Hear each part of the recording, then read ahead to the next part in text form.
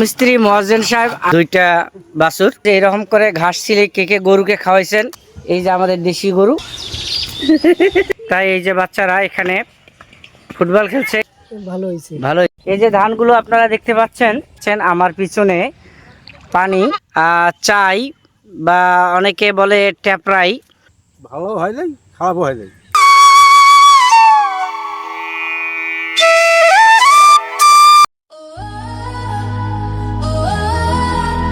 প্রিয় বন্ধুগণ, আসসালামু আলাইকুম ওয়া রাহমাতুল্লাহি ওয়া বারাকাতুহু। স্বাগত জানাই আজকের নতুন একটি ব্লগ ভিডিওতে। বন্ধুরা দেখছেন আমাদের শ্রদ্ধেয় কাঠমিস্ত্রি মহাজন সাহেব আশরাফ আলী খান হাজি সাহেব এই যে মিস্ত্রিগিরি করতেছে। একটা ছোট্ট জলচকি, এইটা মেরামতের কাজ চলছে। তো বড় ভাই আসলে মোটামুটি সব কাজে পারে, কিন্তু খুব রাগ বেশি এবং শিখাবি। কার কার বাড়িতে একটা গরু দুইটা বাছুর আছে? এই দেখতে পাচ্ছেন আমাদের গাভী একটার সাথে দুইটা বাছুর, দেশি তাজাল গাভী। আর পাশে দেখতে পাচ্ছেন আর এক শ্রদ্ধেয় বড় ভাই ঘাস ছিলাচ্ছে। গ্রামগঞ্জে এরকম করে ঘাস ছিলে কে কে গরুকে খাওয়াইছেন অবশ্যই কমেন্টে জানাবেন। ছাগল, ব্ল্যাক বেঙ্গল ছাগল, এই যে দেখতে পাচ্ছেন আমাদের বাড়ির দেশি ব্ল্যাক বেঙ্গল ছাগল। আর এখানে তিনটা ছাগলের বাচ্চা, ছোট্ট ছোট্ট তিনটা ছাগলের বাচ্চা। আমাদের গ্রামগঞ্জে দেখতে পাচ্ছেন গরুর এই যে পরিচর্যার পদ্ধতি, ছোট্ট কাবুতে করে। এই যে আমাদের দেশি গরু হচ্ছে গবাদি পশু, বিশেষ করে গরু ছাগলের মলমূত্র গোবর যেখানে ফেলা হয়, এই যে দেখতে পাচ্ছেন এখানেই গ্রামের লোকজন গোবর ফেলে এবং পরবর্তীতে এখান থেকে জমিতে দিয়ে আসে। গ্রামীণ বাড়িঘর টিন দিয়ে ঘেরা, আমাদের গ্রামীণ গরিব মানুষের ভাঙ্গাচুরা বাড়িঘর আপনারা দেখতে পাচ্ছেন। আর বাড়ির পাশেই বাঁশঝাড় এবং পাশেই একটি বড় বিল। ঈদের ছুটি, এখন স্কুলের যাওয়ার কোনো দরকার নাই, তাই এই যে বাচ্চারা এখানে ফুটবল খেলছে, কেউ বা আম পাড়ার জন্য ব্যস্ত।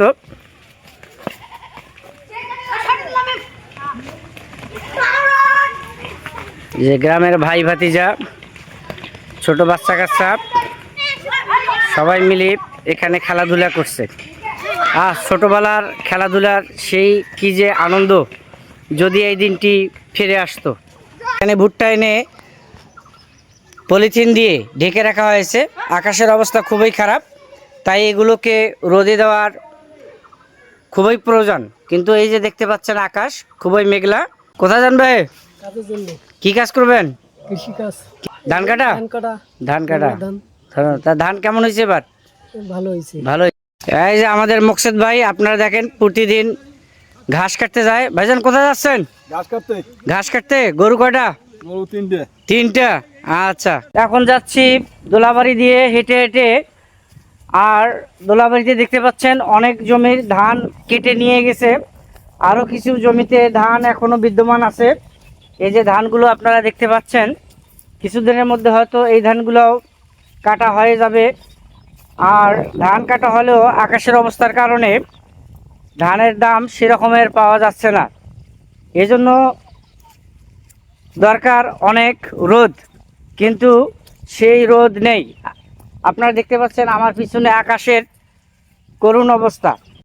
বিলের পাশে হাঁসেরা বিচরণ করছে, ছোট মাছ, শামুক, ঝিনুক ওরা কুড়ে করে খাচ্ছে। এবং এই যে বৃষ্টির পানিতে বিলটি দেখছেন ভরপুর হয়ে গেছে। চারিদিকে বিশাল কচুরিপানার আবদ্ধে ছেয়ে এনেছে চারদিক। বন্ধুগণ, এখন আমি একটি ছোট্ট পানির মাঝখান দিয়ে নদীর ভিতর দিক দিয়ে হেঁটে যাচ্ছি। এই যে আপনারা দেখতে পাচ্ছেন আমার পিছনে পানি, এখানে দারকি জাল, হুকোস জাল ইত্যাদি বসিয়েছে মাছ ধরার জন্য। মাছ ধরার দৃশ্য এই যে দেখতে পাচ্ছেন, এটা একটা পাট ক্ষেত। এই যে পাট ক্ষেত, বৃষ্টির পানিতে পাট ক্ষেত ভরে গেছে। এখন এখানে ডারকি বসানো হয়েছে, আমাদের এলাকায় বলা হয় ডারকি। চাই বা অনেকে বলে ট্যাপরাই, এগুলো দিয়ে এখন এখানে মাছ ধরা হচ্ছে। একটু বাড়ি আছে, ওই বাড়ি বাড়ি আছে। এই কোদাল নিয়ে এক ভাই গেছিলেন মাল্লি বান্ধার জন্য দোলাবাড়িতে। এই যে আপনাদের দেখাচ্ছি আবার, এই যে ডারকিপ, এখানে এগুলো দিয়ে মাছ ধরা হচ্ছে। মাছ এসে এখানে ঢোকে, পরে আবার এগুলোকে ঝেড়ে নিয়ে যায়। বেশি করে দেশি মাছ, ডারকিয়া, পুঁটি, ট্যাংরা, শিঙ্গি, গসি, টোরা, পোয়া ইত্যাদি মাছ। তুলবা নাকি?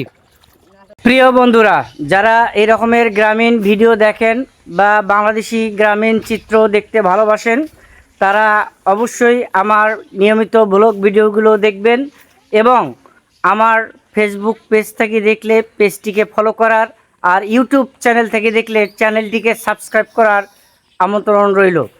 কথা বলবো শ্রদ্ধেয় এক বড় ভাইয়ের সাথে। আসসালামু আলাইকুম ভাইজান, কেমন আছেন? ভালো আছেন? এবার ফসল কেমন হয়েছে? তামাক কেমন হয়েছে? আবার ফসল বলতে ভালো হয় নাই, খারাপও হয় নাই। তাই? হ্যাঁ, আচ্ছা, ধানের কি অবস্থা? বৃষ্টিতে ধানের ক্ষতি হয়েছে নাকি? ধানের ক্ষতি হয়েছে। ক্ষতি হয়েছে? ক্ষতি হয়েছে।